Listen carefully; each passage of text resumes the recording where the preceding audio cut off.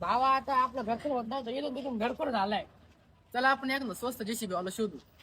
आपलं मशीन काय असं नाही. हो तासाने घेतलं तर 1000 रुपये तास आहे. उगता घेतलं तर 5000 रुपयामध्ये मी पण तुमचा आणि 20 रुपये पण तुमचा. बैठन ओके भाऊ चालतंय.